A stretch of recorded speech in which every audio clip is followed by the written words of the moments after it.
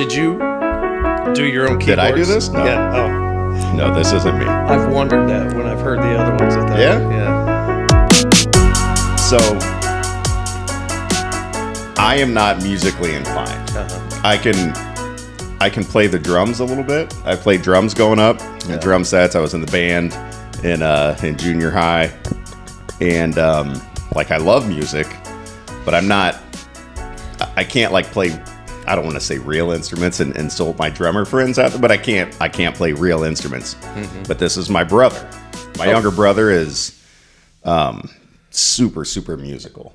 And he's one of those who can just pick up anything and make it sound like music. Yeah. I'm not that guy. Me neither. My dad's the same way. My dad can do it, and my family is just super musical, but it missed me. Yeah. I got the gift of gab, though. Well, listen, before we get started, there was the matter of I do have my agent said I have to have my release signed. You came with props. I like it. And then I also have my compensation package that we're going to need to initial.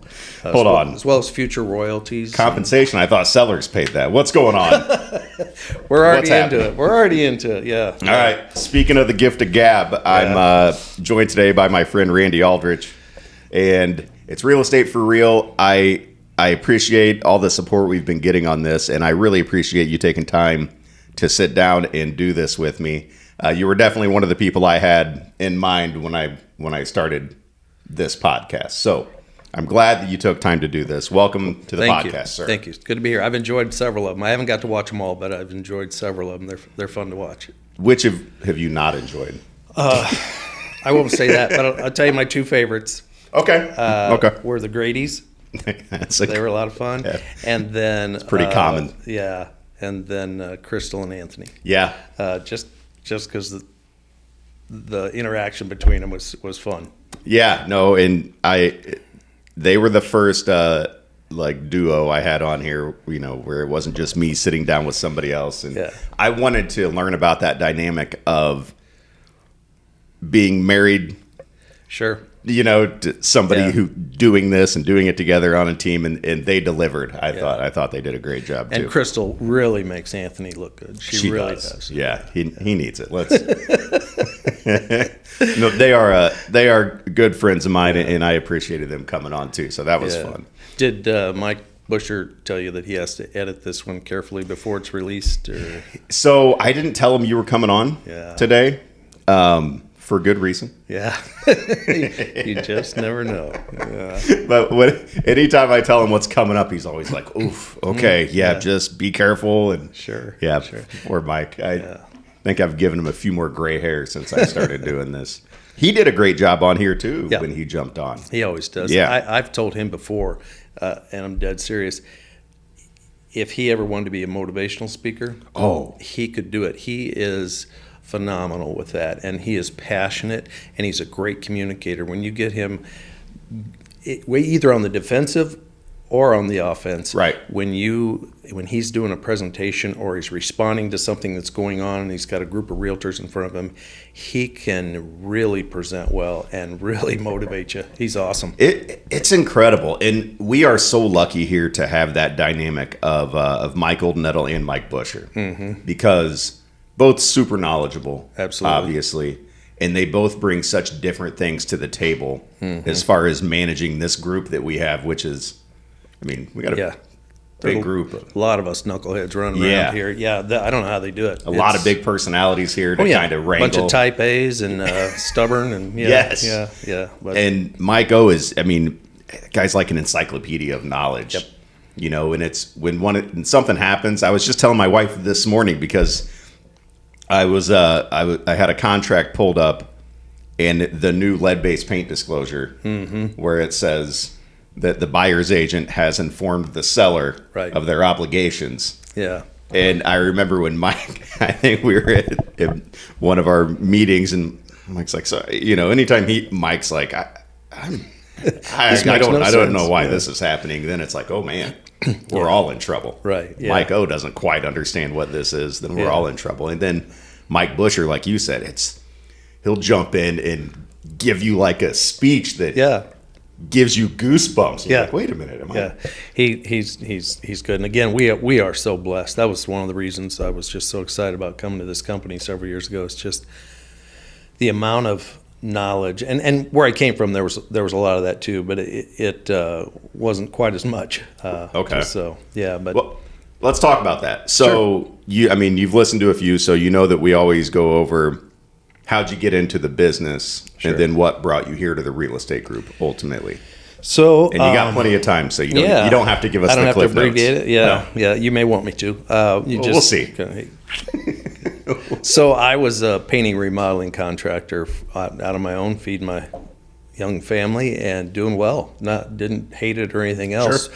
But my oldest son at that time was getting to the age where he started playing soccer and everything. So I was standing along the sidelines. We lived in Pawnee at the time. I stood along the sidelines with a guy named Nick Campo. Yeah, another great guy. Yes. Great guy. And we would talk shop. And he would always be talking about real estate. I'd be talking about remodeling. And then he asked me confidentially to help him remodel a building right across the street from where he was licensed so that he could go out and start on his own. So we started remodeling a building. And again, more and more conversations.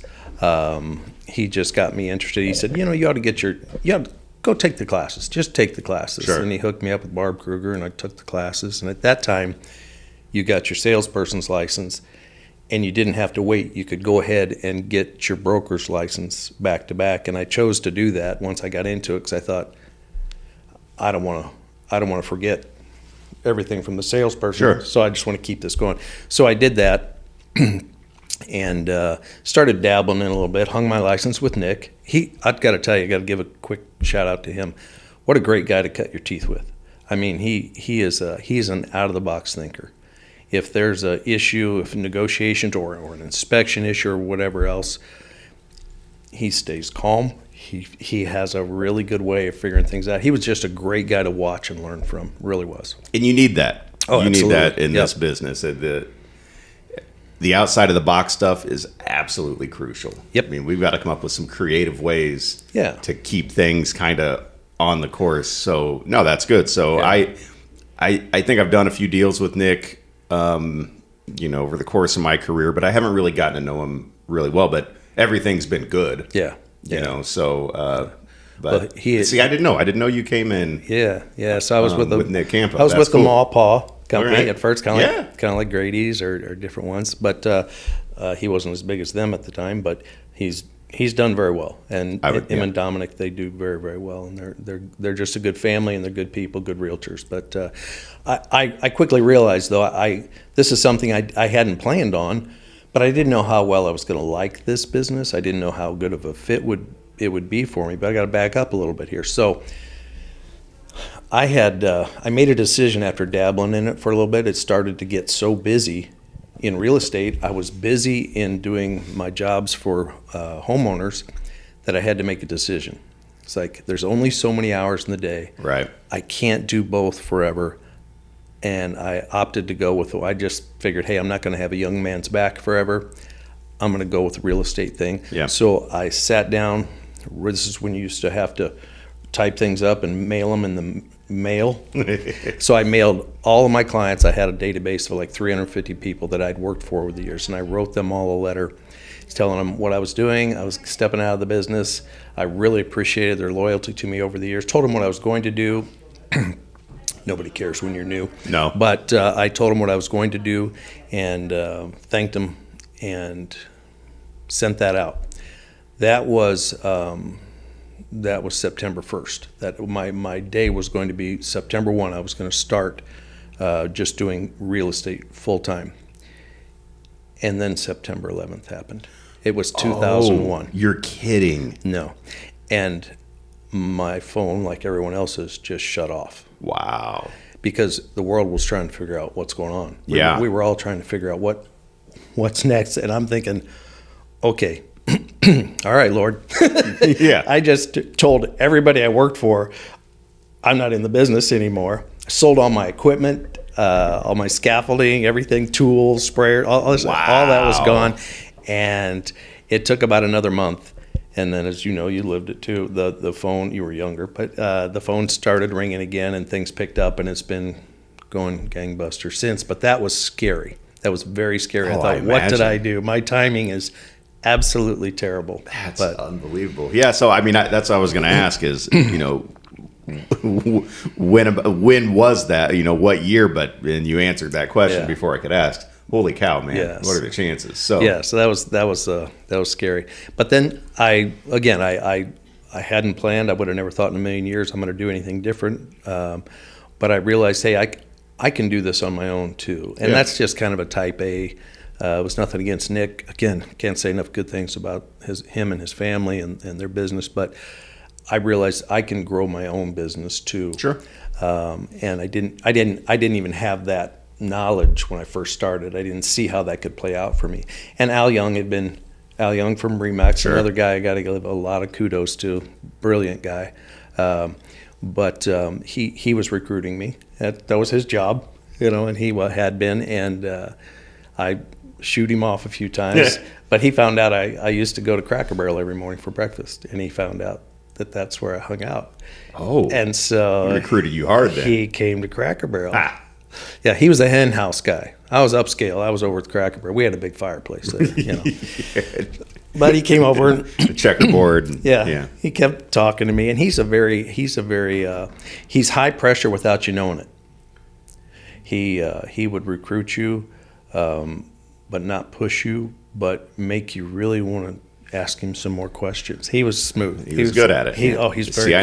I never had many interactions with Al either. Yeah, Al was a good guy. So he eventually talked me into taking a chance on myself is what it was, because it was the first time I'd go to a franchise or a place even like we are here where we can grow our own business, have our own business under the umbrella of a larger office. Yeah.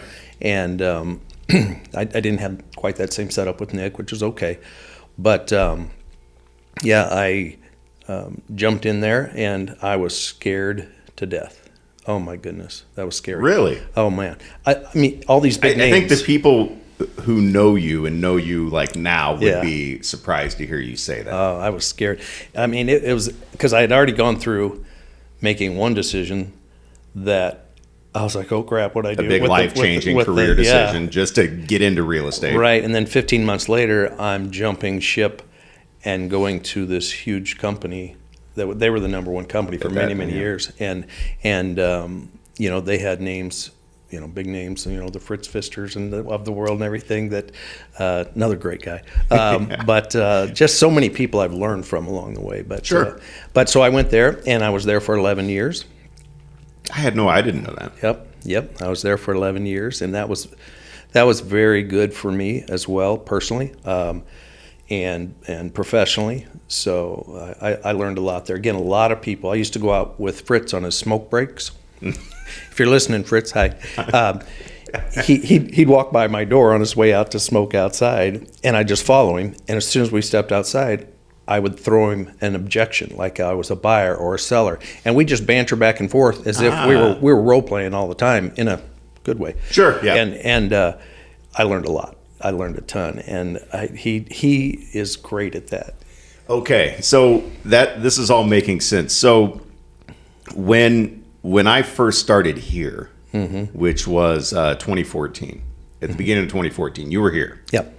And Pat Sellinger was kind of showing me around. Right. And I mean, you were one of the first people I met because you have good presence here in the office, and I remember interacting with you, and it seemed like you had an answer for every question that would pop up. And I'm guessing now that stems from those smoke breaks with Fritz. Yeah. Well, I did them with Rick Hanselman here too. When I came over here, I mean, it's just great to be rubbing shoulders with guys.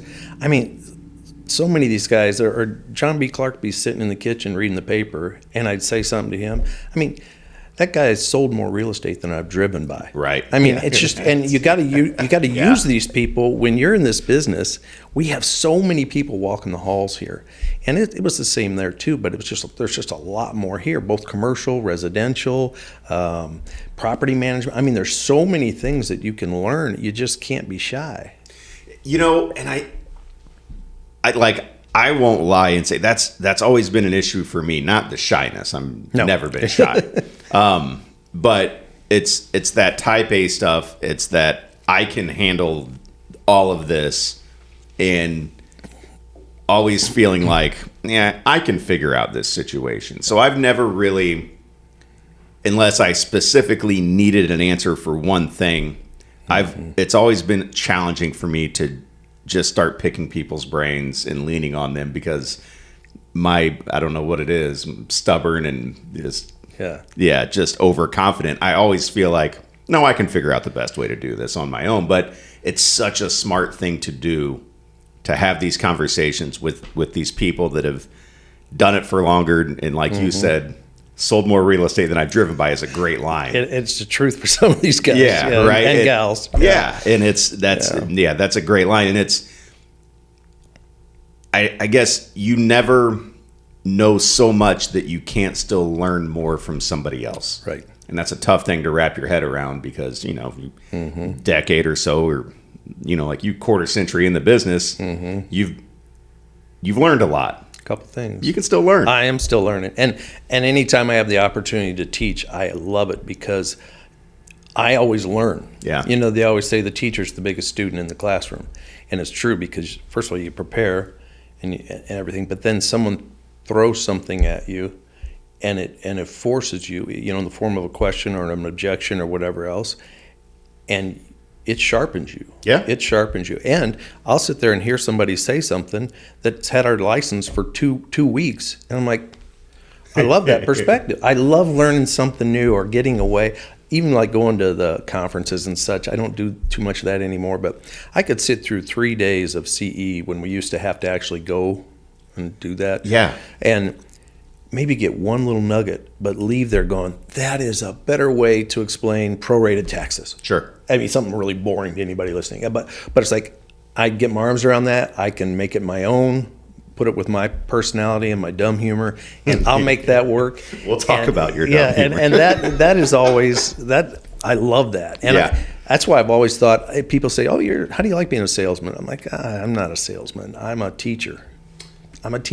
Yeah. I help teach my clients, whether they're buyers or sellers, how to make the wisest decision they can with their real estate needs, and that's what I do. I'm not a what's it gonna take to put you in this house today kind of guy. No, and you can't be. I tell people, I see that. I'm glad that you said that, because I say all the time, no, I'm not a salesman. No, because you get called that, like, well, you're a salesman. No, I'm not. Yeah. Hey, no, I'm not. Right. I have talked people out of houses. Oh yeah. Like so many more times than I've encouraged people to buy houses. Yep. And it just, they'll fall in love with, ooh, look at this countertop. Yep. I did that this weekend. Yeah. Talk somebody out of making an offer on a house. So, look at the stains on the ceiling. There's something going on. Yeah. Look all over. Don't just. And it's, to me, that, and I explained it after a closing, because one of my clients, we got done. She's like, no, you are a good salesman. So, no, I'm not. I'm not. I will talk people out of houses and help them find the right houses, because not only is that the right thing to do on a personal level, but from a business standpoint, you can either get to a closing table or a lifetime of closing tables. And if you just focus on getting to that one, and you're not helping them do what's right, then you're not going to be their realtor going forward, and you're not going to be the one they tell their friends about. Exactly. So no, not a salesman. No. Nope. I always tell people, getting to a closing with you is going to help me pay my light bill. It's going to help me spoil my grandkids. But getting your referral is going to sustain and grow my business, and that's what I really want. Right. And I think that's a big reason that so many people don't make it more than a couple of years in this business. That, and it's tough business. It's starving. Yeah. Love to talk about that more in a minute too. But so sorry. Yeah. So back up. More about your story. 2013, I was part of the exodus from Remax that came over here with a group of girls. I don't think they wanted me. I think they settled for me because it was a group deal. No, Mike ended up talking several of us into coming over here. We came over here at the same time, and that we had to go tell Patrick about that and everything. yeah. So that was tough. And Yeah. then we got him over here. So like, yes, that's awesome. What a great guy. But I keep trying to get him back into the business. yeah. He's not taking the bait. How's he doing? He's doing great, man. He's doing Good. great. Yeah, he travels a lot, but he is well compensated for Good for what him. he's doing, and he deserves it. Yeah, he does. And you know, Pat, he's one of those guys. If you can't get along with him, it's your fault. I don't even need to know the rest of the story. It's like he's just one of those guys, and he's super guy. But Yeah. But so came over here. So I've been here at the real estate group since 2013. Have no intentions of going anywhere, and plan to live out the rest of my real estate career here. And Isn't that a good feeling? yeah, it is. You know? I'm in the right place. Yeah. I was in the right place when I was at Remax. I was in the right place when I was at Campo. I was in those places, but you things evolve, they grow. You have just different goals and things, and here I am. Knowing that, that you found your forever home. Yeah. Feels nice. It's this is the only place I've ever been. But I did my homework before I got going. I didn't know anything about the business, but just talking to other companies at the time, and I took a big gamble on myself because I just assumed I would be able to generate some business, and luckily I was right. But sorry, Mike, I'm not going to get into specific commissions, but the commission structure here was if you were able to actually sell a decent amount of real estate, it was more agent friendly. Absolutely. And that was that combined with the fact that, like Ashley Coker said, I wanted to go to the place with all the signs everywhere. Yeah. She's like, there were blue and white signs all over town. That's how I knew I wanted to go to the real estate group. They had more signs than anybody else. They're all over. Yeah. So, and some of them are even legal. Yeah. So hopefully all of them. Hopefully all of them. All right. So that's that's quite a story then. So you bounced around a little. You obviously didn't know you even wanted to be a realtor, and then you became one. And you doing kind of both for a while, and this took over. So I've got parallels in my life there too. I was helping run my family business and got my real estate license, and it was the same thing. I'm like 32 years old, and I'm getting out of bed, and everything's popping and cracking, and it's I'm like, man, I don't know if I'm going to hold up. Yeah, I loved what I did. Yeah. I did too. I always tell people I didn't get out of that because I hated it. Right. I absolutely didn't hate it, and I was actually, God blessed. I was doing well. I wasn't like, oh, I got to find something else. We can't eat. It was just an interest thing, and I didn't even know I was going to be that interested. Yeah. Well, it was, my body was falling apart, and how's it doing now? Is it any better? Well, now that you're not doing that, has it gotten any better? No, because another thing I have trouble walking away from is basketball. Oh yeah, and I've been playing basketball my whole life, and I love it, and I still play. Yeah. Like full court when Wow. I'm going to be 45 this year, and that's it's hard on the knees, especially when you spent like 17 years crawling around on your knees, rolling out sod balls. Right. And then, anyhow, I'm falling apart, man. Enjoy it while you can. I mean, until the wheels fall off. That's my motto. I'll keep playing until I physically can't. Sure. My grandpa is going to be 90. I think he's 89 right now. I think he'll be 90 in next February. But he quit playing full court basketball because COVID. Oh my goodness. Yeah, right? Wow. So 5 years ago, we were as a family, my family's nuts. Not only are they musical, but they love basketball and sports. So there are enough of us. It's a big family where we would get together every Friday night and play pickup basketball. Mm-hmm. My grandpa would be out there with us. That's incredible. Right? At 85 years old. And you can't leave him open inside 15 feet. He'll make everything.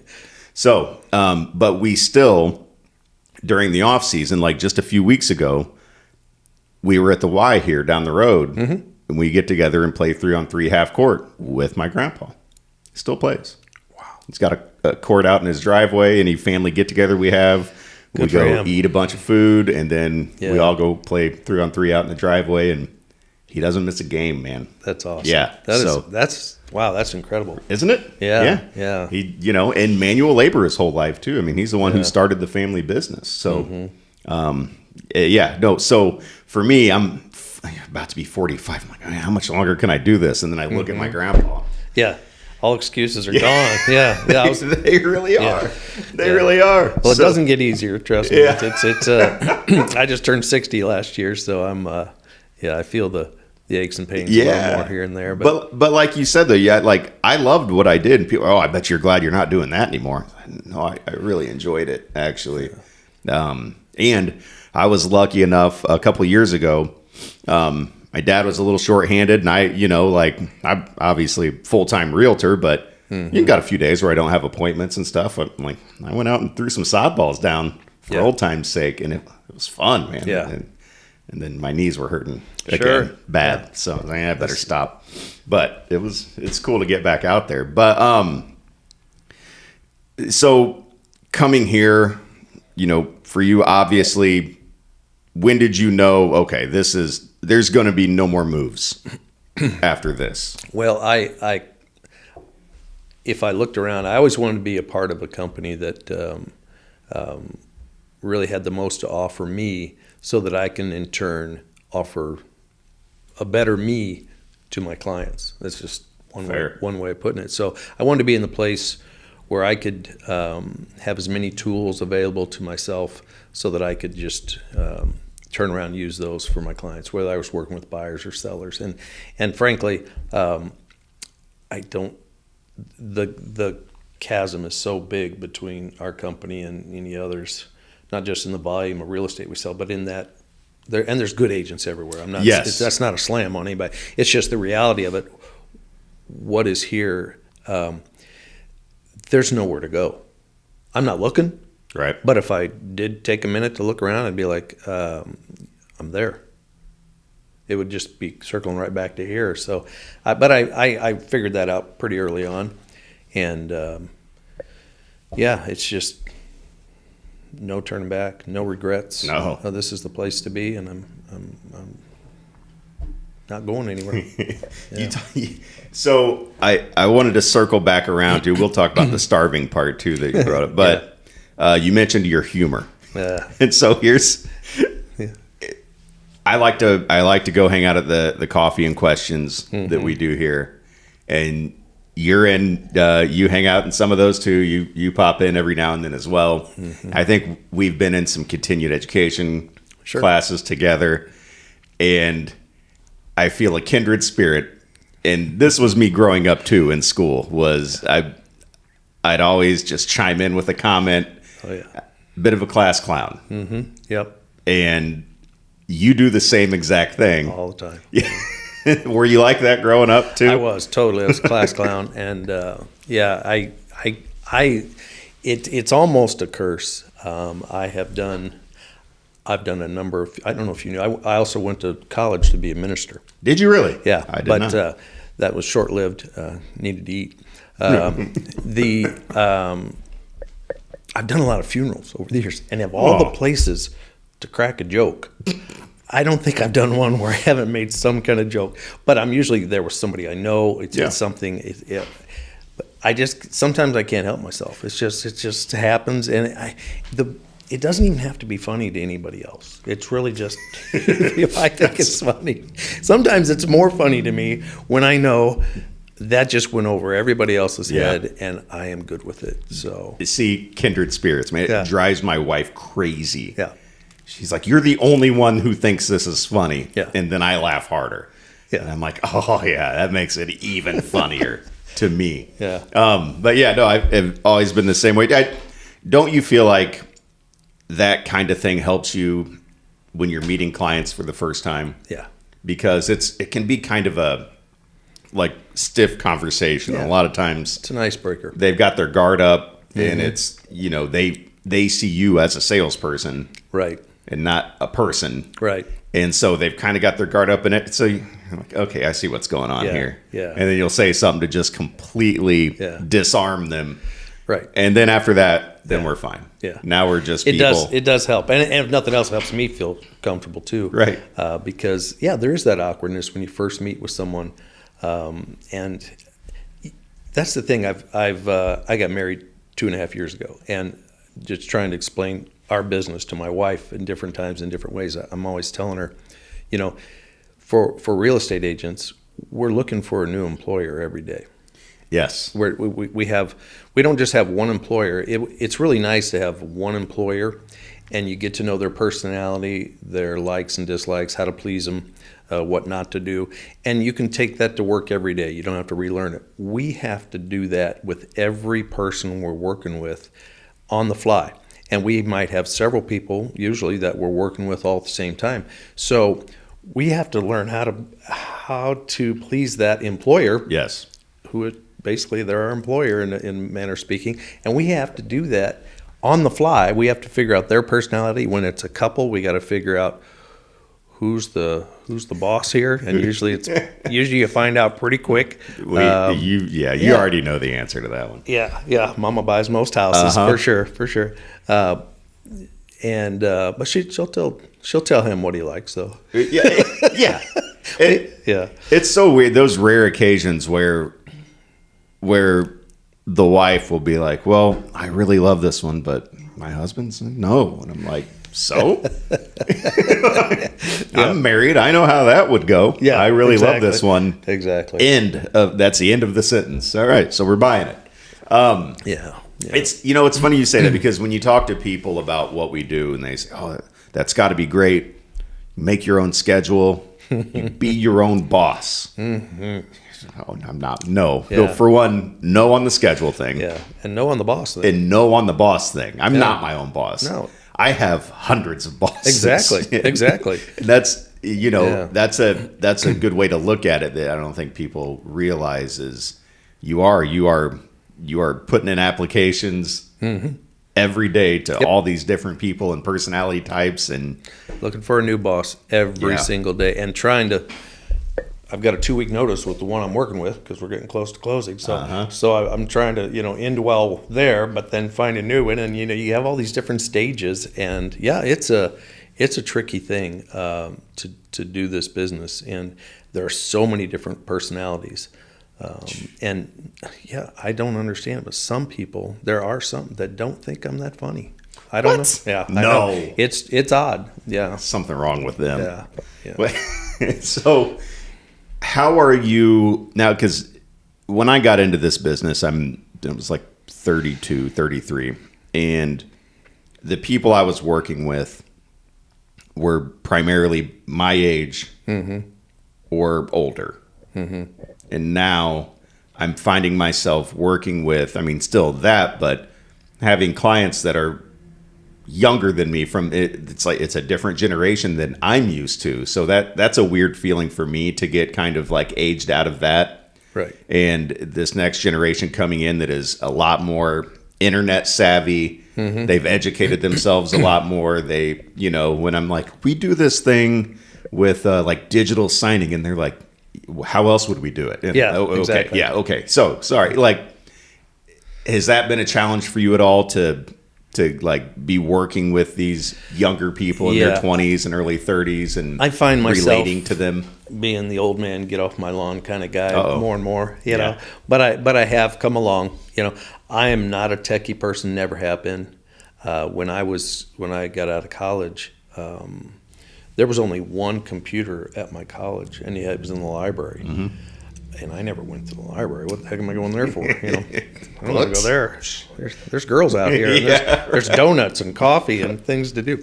So I had no knowledge of any of that. So it's always kind of intimidated me. But I've always learned what I needed to know to get by. But when they change things, it is harder for me. But I try to keep up. But I've still found, while that's good for the back end part of the business, this is what really matters. And I've been blessed to, my parents, it's in your upbringing. You have a personality that, and what we're doing right here, looking at each other in the eye while we're talking, that is so rare. And it's like, you see, I did some work with one of the high schools a couple times for when they would come in and shadow you. And they were supposed to interview me, and this kid wasn't even looking at me. And he was messing on his phone. And I'm like, Ooh.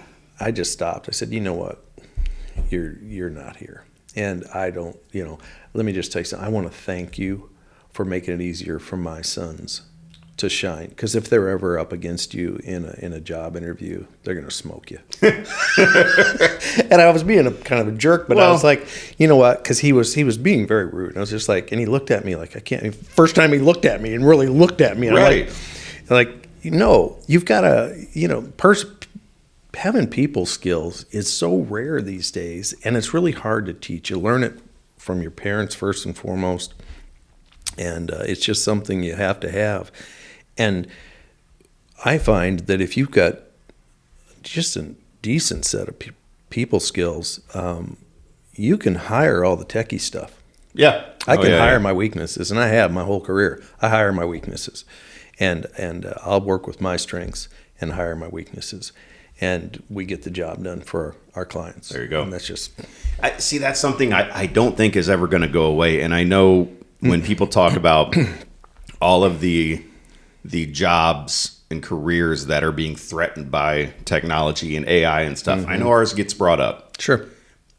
But on some level, there always has to be that person-to-person connection, I feel like, to make this work. Right. And I feel like I'm happy with the way, because I think we've instilled that in our children, because they both work, or two youngest work at, jobs where they've got to deal with people. They're working registers and they're working, customer service, and they've both been recognized for being good at it. And it's something that doesn't exist that much anymore. And if you go out to eat somewhere, if you go and it's like, that was so impersonal. It's like and it's upbringing. Yeah. They've never been taught, hey, this is how you do it. Yeah, it's so rare, like you said, that it stands out. When you get a waitress or a waiter that's so good, and they're so good with PR skills, and it should be the norm, but it's the exception. And good for those that are doing it well. But the whole AI thing, the artificial intelligence, I'm a big fan of authentic. Yeah. Authentic identity, not artificial. I want to be authentic, and I want them to know I'm the guy you get, and what you see is what you get. And so, people use AI for their pictures. They use it to write stuff. That's all fine. That's good. But you got to show up at some point. Yeah. And you know what? When you don't talk the way you just wrote, it's going to be clear in about 2 seconds. Yes. No one's fooled. Nobody's fooled. And when you show up and you don't look anything like your picture, I realize it gets expensive to get new photo shoots all the time, and so we probably all keep them a little longer than we should. But when it's from when you first got your license to today, it's probably time to update a little bit. But, I probably need to update. Yeah, I do too, now that I say it out loud here. But we can look at it on the sign and look at the pictures on the sign here. But we can flip the camera around but just being comment. authentic, just being real. It's and just putting them first. Yeah. And just this is all about them. It's not about us. It's about them. And I want to, driving in, and when we were texting, you said, like, do you have, are there things, or do you have an agenda? Or I said, no, I never have an agenda for these. I just want to sit down and talk. And I said, if guys like you and me can't sit down and talk for an hour about real estate, then this is a problem. Pot in the kettle right here. But so I wasn't worried about that. But I do like try to think of some things, just things that I might be experiencing that I could bounce off of whoever I have in here. So tell me what you think about this, or if you've heard of this. Okay. I've mentioned before on a few of these that one of my best friends, his dad is trying to sell his house by owner and has been for months. And we are, I'm close where I'm about to get it listed. But I drove by his house the other day, and his normal for sale by owner sign wasn't in the yard. There was a new for sale by owner sign in the yard with an 800 number on it. And I called him, check in, see how things are going. And he told me, oh, yeah, this agent from blank company brought some people through and talked me into like putting this sign. It's a for sale by owner sign. with this number, and and people can call this number, and they get options. They can hit option 1 to talk to an agent, or option 2 will leave me a voicemail. But like ever since I've done it, I haven't gotten any voicemails when I was getting multiple calls every week. Mm-hmm. He's like, so I called this guy, and he's like, oh yeah, I've got a few calls on it.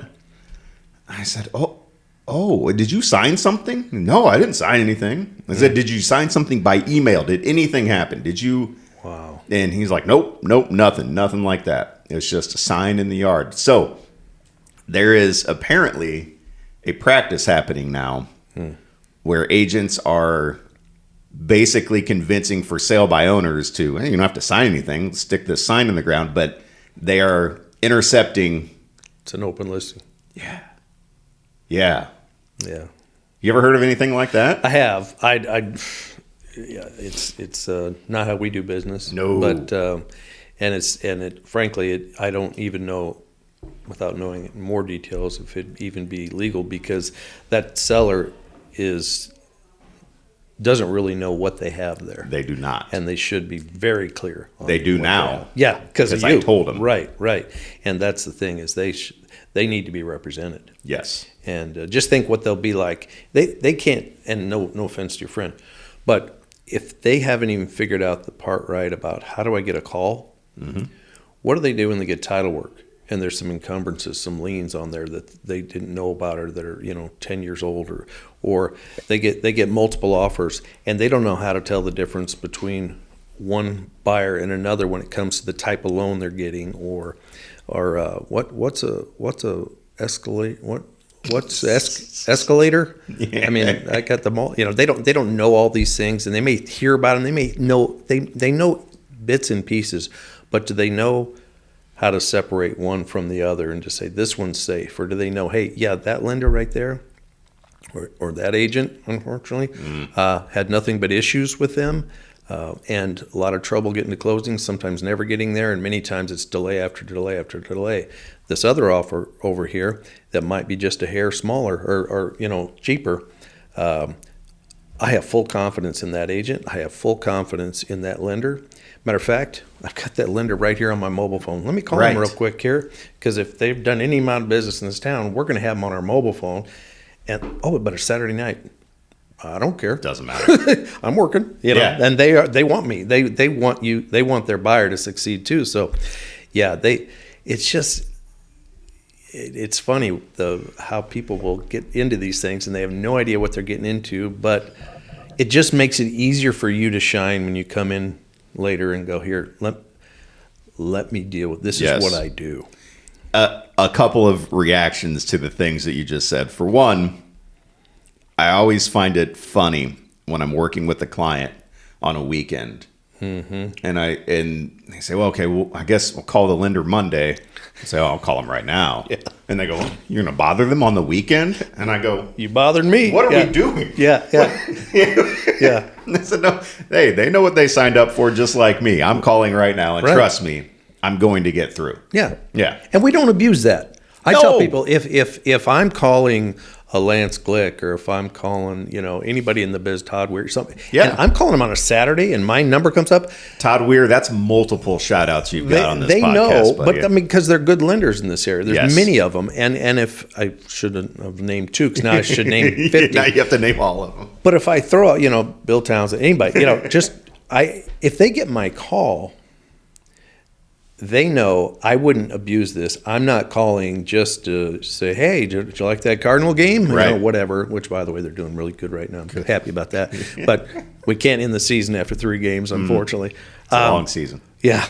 But, and then I can talk to say, hey, this buyer, I'm not sure if you knew they were going to do an escalation clause or this appraisal gap, but they've made this offer, and this is the terms they've brought to us. Is that going to fly by you on Monday morning when Yes. this hits your desk? And they'll say yes or no. Or they'll say, let me call you right back. I'm going to check their file real quick.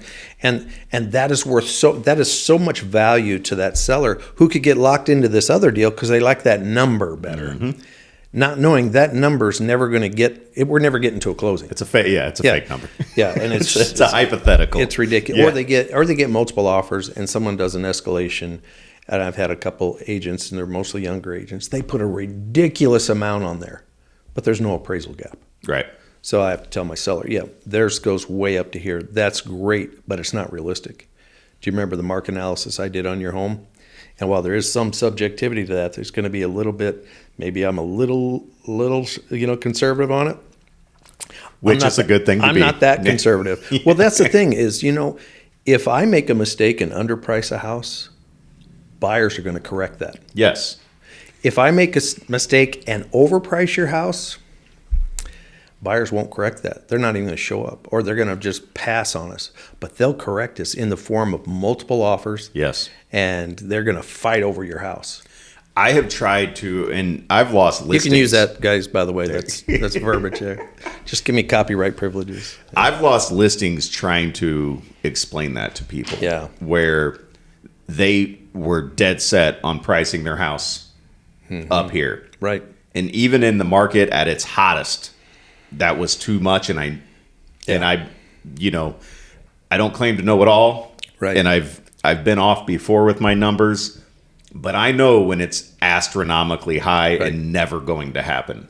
Right. And so I try to explain, hey, listen, in this market, here's where I think we should be. And I promise you, we're not going to leave money on the table. Right.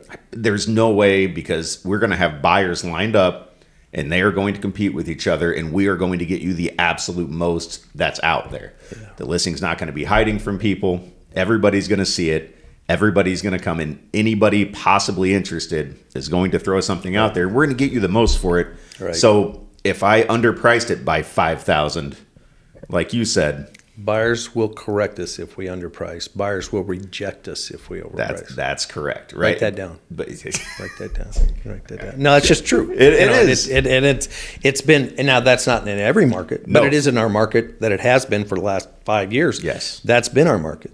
Right. And so, you have to always think of appraisal.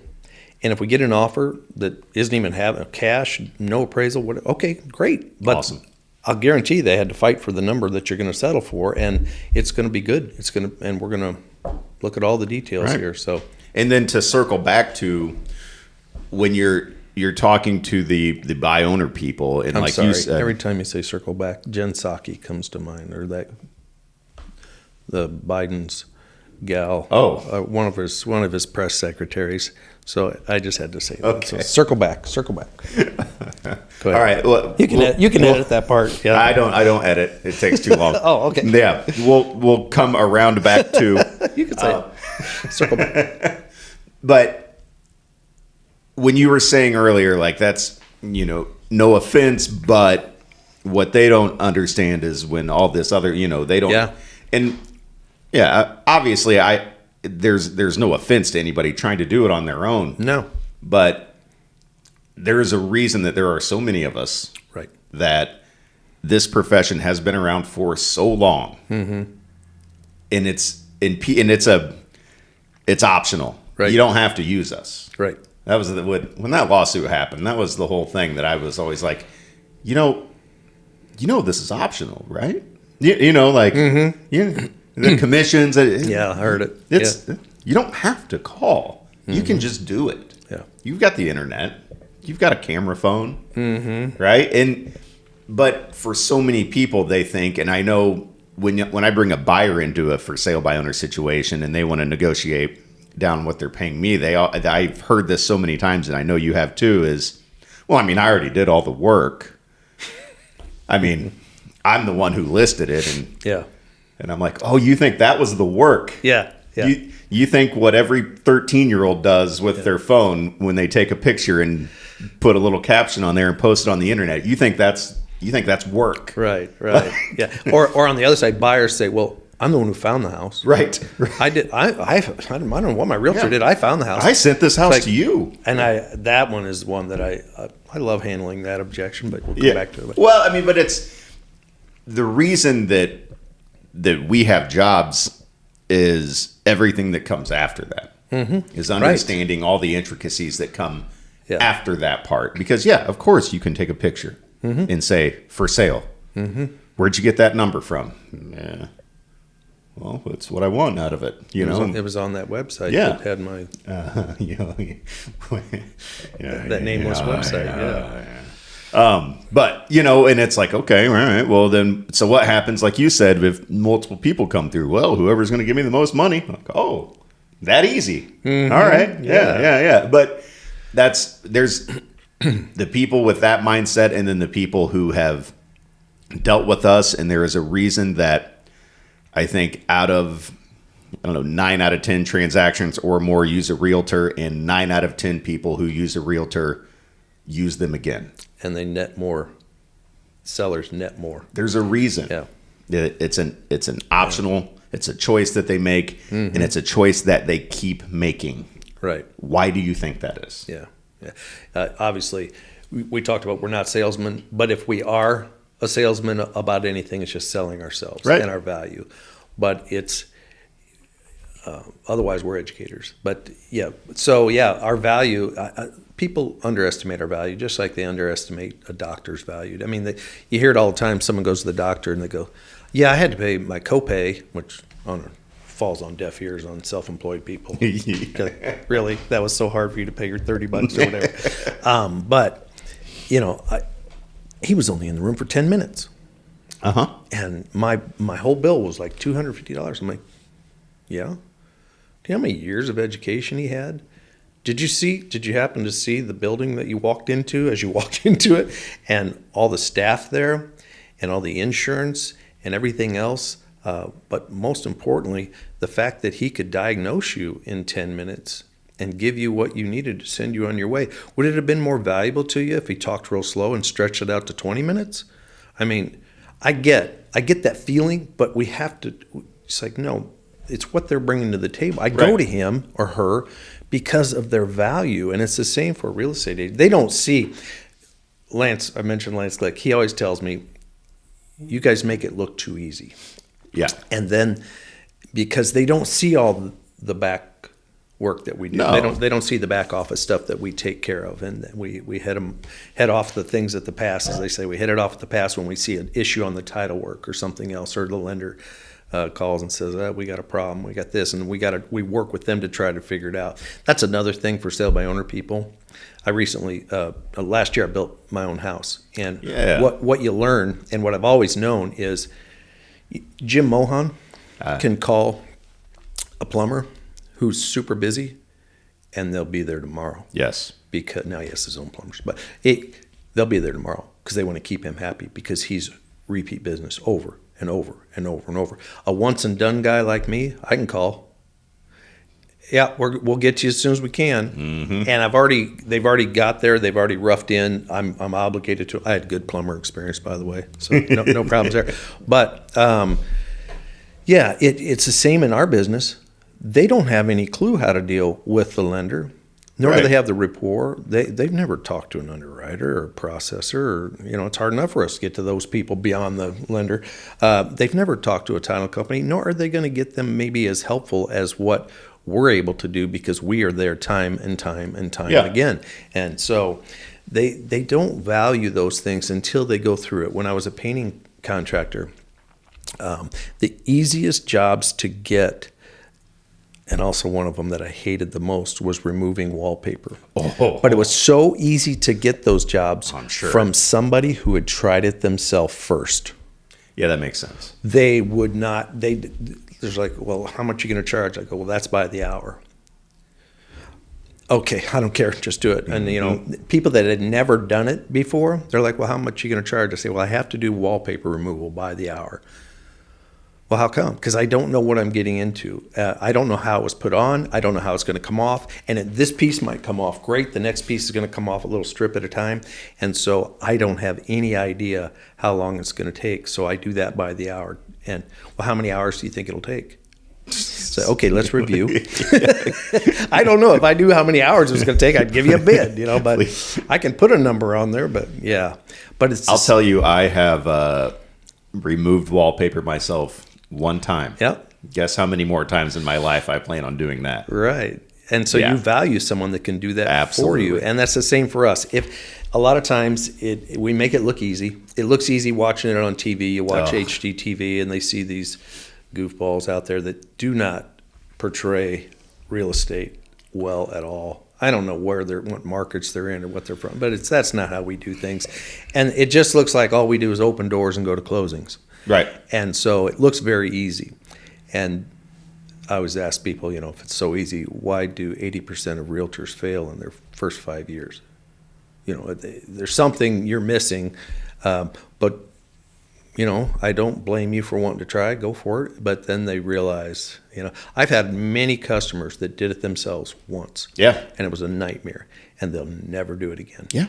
And because we can't even make guarantees that everything is going to go perfectly smooth, but we can make a guarantee that we're going to stick by. We're going to do everything. There's not too many things that we haven't had to deal with. But again, back to being in an office like this, I can walk the halls and find somebody who has dealt with what I'm facing for the first time. I can find a dozen people. And the collective wisdom in an office like this is of such high value. And there's so many great people here. It's just, that's... How many times have you heard this? I should have just called you. Mm-hmm. Yep. And that's okay. Sometimes it takes that. Sometimes it takes you going through it on your own and then being like, oh, wait. Yeah. There's a reason that these people exist. Exactly. And next time, they're worth it. And what I always like, and when we were under fire on social media during the lawsuit thing, and I don't know how much you logged into that, but there were people coming after us. Oh, yeah. Hard. Yeah. But there are always so many people who bucked up for us and said, like, no, opposite. You guys are all wrong. They are worth every penny. I would never, ever try to sell or buy a property without my realtor. And it's those people that really matter because, like we said, it's a vocal minority. But if you look at the actual numbers and the actual stats, it's over a 90% tick that use us and over a 90% satisfaction rate in return. Yeah. That says a lot. Oh, huge. Yeah. 95% of my business every year for 24 years now has been repeat and referral. Yeah. Repeat and referral. And you can't pay for that kind of advertisement. You have to earn it. You can't pay for it. You have to earn it. And there's a difference. And that's why you treat every single employee, every single employer, rather, buyer or seller, as advertisement for your next job, because it is. So what kind of stock do you put into actual advertisement? Because I'm notoriously cheap personally, and I rely almost exclusively off referrals in return customers, and thankfully it's been good for me. You know, it's been able to keep me in business for 12 years. But like I said, I'm notoriously cheap. I don't like to spend money on things. So you're advertising, so you put it at about 5%. You're getting new clients. Those are people that just happen to stumble across a Google review or something else that might call in or call in a sign. But they're so rare. Yeah, I'll bet it's more than 95% that I have repeat and referral. But and I do track it. But there's always a couple at the end of the year. I'm like, I don't remember I can't remember those two, because if I wait too long to mark the category where they came from, I'm like, I don't know. So maybe it's a little different. But when I first started, it was important for me to get my name out. But back then, it was still very effective to walk door to door. I remember one of my first listings I had on in Whispering Woods out off of Mechanicsburg Road. And I put a sign in the yard, and I pre-made up a customer copy of the MLS sheet. Okay. And I walked to every door and said, hey, just want to let you know my name's Randy Aldrich. I just listed the Hohenstein's house down here on the corner. Beautiful home. But if you want to help pick your new neighbors, if you know anybody that's looking to buy in your neighborhood, here you go. Yeah. I picked up 2 other listings. Did you really? Yes, and it was just dumb luck. But it was like, that was door to door, and that was just me. That was me looking them in the eye, talking to them, just saying, hey, here I am. And I did a lot more of that kind of stuff back then. I'd sit at open houses. That was very unproductive for me. Mm-hmm. They're babysitting other people's clients most of the time. I got a couple things out of that wasn't real effective. But just my name in the paper, might have been a little helpful. The paper, kids. Yeah. The paper. Newspaper. Was something. Yeah. It's kind of like paper money. Have you heard of that? Yeah. Cash. Yeah. Yeah. Sorry, newspaper friends. You guys are doing a great job. Yeah. Yeah. So I over the years, I've spent a lot of money on advertisement that I wish I could get back. Yeah. But some of it is, we were talking before you turned the mics on, just about branding. And so there's things I've done over the years. I spent a lot of money on radio advertising and in the past, and of course my moving truck and things that are out there. And I don't have it anymore. But it's you don't? No, I got rid of it. But so that's another story. Okay. But they're very hard to evaluate. Yeah. What's my return on my investment on those things? When, if you're a store that puts a coupon in the paper, again, that's that paper thing that comes to your house.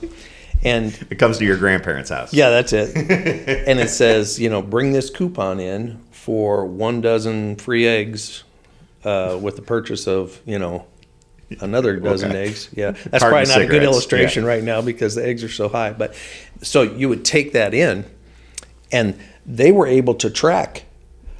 We got off that ad, we had 50 people come in with that coupon because they physically have it. Well, when you do branding and you do just things that are just about getting your name out there, you don't have that coupon coming back to say, this is why I called you.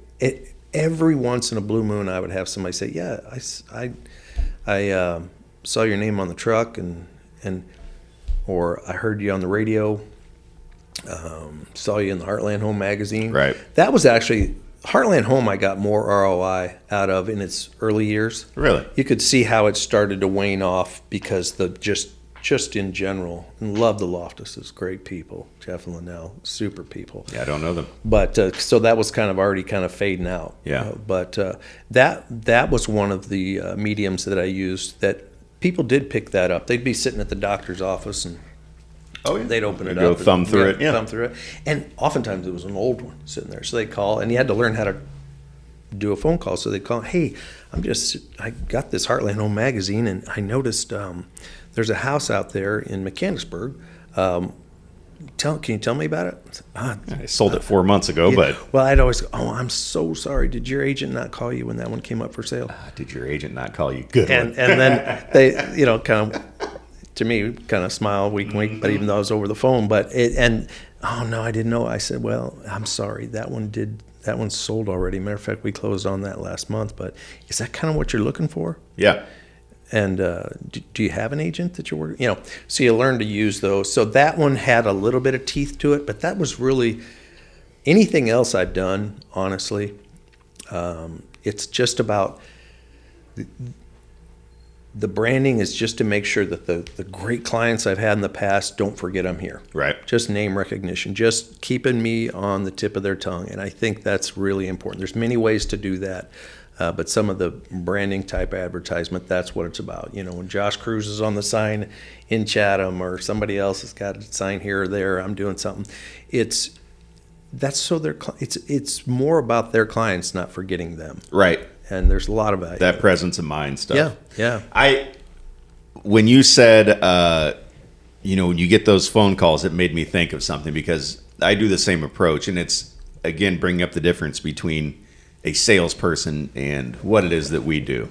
Right. So somebody calls about a house that you've already sold. Mm-hmm.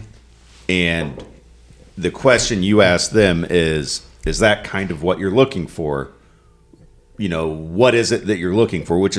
That's how I always. So tell me about what you're looking for, though. Is this the area you like? Is this, what was it about this that you liked? Whereas a salesperson would say, now, I sold that one, but let me tell you about this other one, and let me tell you about this one, and let me tell you that salesperson approach, as opposed to what we do, which is learning about people, letting them tell us what it is that they're looking for, and then that's how. And you never know when you're getting that call. So sometimes Right. I'm on my game better than others. Sometimes I get off the phone and go, "You are an idiot. What? You did not handle that one well at all." But other times I'm like, "Okay, I did that. I did all right with that one." But just I'm so sorry. I bet you, did your agent not tell you I'm stealing that one, Randy. I'm stealing that. Go ahead. Yeah, You can use that's that with mine the other, now. buyers will correct us or they'll Yes. reject us and pricing. Yeah. But yeah, if they're say, well, no, I don't have an agent. Oh, I bet this is going to happen to you over and over. Then you're going to call on homes that are gone because in order to get these homes when they're hot, when they're still on the market, you really need an agent working for you. I'm open to interviewing for the job if you'd like to talk about it. Just whatever. And it's never, I like scripts. When I first got into the business, they used to encourage agents to learn scripts. Oh, yeah. That rubbed me wrong. I'm not a script Rubbed guy. me wrong, but I do have my own set. And it's not word for word verbatim, it's conceptual scripts. Sure. So I have a conceptual thing I want to talk to them about. And picking up on their personality the best I can over the phone or whatever, I love this much better. I'd rather be talking to someone face to face all day. And that's why I want to get, when we used to just be able to meet people at a house and not have to, they didn't have to agree to marry us first. Right. That was nice. I still get around that legally, but I'll still meet with them, but I'll make my contract for one day. Yeah. Say, you know what? I don't want to put the pressure on you. By law, you and I have to do this right here. And I'm going to explain it all to you. And I go through and I explain it to them. And I say, you know what? You don't know me. I appreciate your friends referring me, but I'm not going to assume that just because you were referred to me that you're going to be comfortable with me. And so you might think my jokes are stupid or something. I don't know. You might not like me. Doubtful. Highly unlikely. Yeah, how could they? But I tell them, you know what? So this is going to just be for today. It expires at midnight tonight. If you'd like a second date, we'll do it. Right. But I don't expect you to agree to marry me right now. And that verbiage is kind of taken from Mike Busher a little bit and tweaked to my own way and things like that. But we're asking a lot out of a buyer that's never met us. Yeah. And it's just and it's a hard conversation to have. You're standing out on the front porch and it's raining or what. I step inside and I say, okay, guys, I just broke the law here. I took you over the threshold without a contract here, but I didn't think you wanted to get rained on. But I'll try to fight that one out in court. But let's talk for a second here. Well, it's interesting because in a sense, sellers have been doing that same thing for a long time. I mean, a lot of times, how many times have you gone in one meeting with somebody and they've signed a listing contract with you for 3 months, 6 months, however long, and they're committing. Like I always tell anybody I sign a contract with, and we know that there are some agents out there who don't do this, but I always say this date right here is just because we have to put a date right here. If tomorrow you don't want me working for you, you let me know. We're tearing this up. No questions asked. I'm not fighting you on this. If you don't want to work with me, okay. That's fine. Don't pay attention to this date. But again, people, if they don't trust you or they don't know you, they're signing a contract. Right. So they're smart enough to know, hey, I'm signing a contract. You might be telling me this. So your one day thing, it's just one way. Stealing that too, Randy. Yeah. So talk to Mike Oldnettle. He might say we can't do that anymore or something. I don't know. Hey, there's things changing on that all the time. So I don't know. Don't take legal advice from Randy Aldrich. I'll tell you that. Yeah. Right now. Well, well. My probation officer will tell you that too. So yeah. We're about an hour, 8 minutes in, which is usually about how long these go. I mean, we can get more. No. Yeah. This is your gig. Yeah, I guess like it I is. said, we're the pot and the kettle when it comes to yakking. So yeah. All right. So, have you gonna buy anything with your tax return?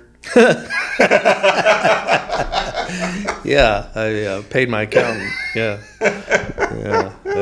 I don't think I've had a tax return in 24 years. No. Oh wow. No, that's no. Sorry, I thought of that joke today too on the way in. Do you have any politicians that listen to your podcast that you're aware of? I think Misty probably listened to at least one. Any of them that can change legislation on taxes? Yeah, we'll find out. Yeah, so I've got a great idea. If they want to kickstart the inventory, especially in our part of the country where we're so low on inventory, take this, run with it. If you've got a politician that can do this, I'm dead serious right now. Offer a what do you call it? A capital gains holiday Oh, for investors to sell properties. You want to see a bunch of things go on the market. We don't sell them because we don't want to pay that capital gains. Right. You give a capital gains holiday, maybe it's only up to a certain dollar amount or whatever. You will see a bunch of inventory hit the market that will help the housing shortage that we have. it's a great idea. And I wish I could get that. I called Trump. I called Elon. They haven't returned my That's calls. weird. Those jerks. Normally, those guys are very accessible, from what I understand. They are. Yeah. They are. I'm going to have to call Dan Bongino. He'll get this done for me. But I think it would really produce some inventory very quickly. That's a great idea. And I'm trying to think of who, and I apologize because now I've done over 20 of these, and I've picked a lot of brains and heard a lot of good ideas. But somebody brought up, we have all these incentives for buyers, right? And we've got this, down payment assistance and these grants and all this stuff for buyers. Right. Why don't we come up with something for a seller? Mm-hmm. Like incentivize sellers something. Yeah. And I mean, that's a great one. Yeah. For that type of seller, but for ordinary sellers who aren't paying any capital gains anyway, we could say, you're going to get a $2,000 credit for selling. If you sell a house in 2025, you'll get a $2,000 credit off toward your 2025 taxes for putting your house on the market.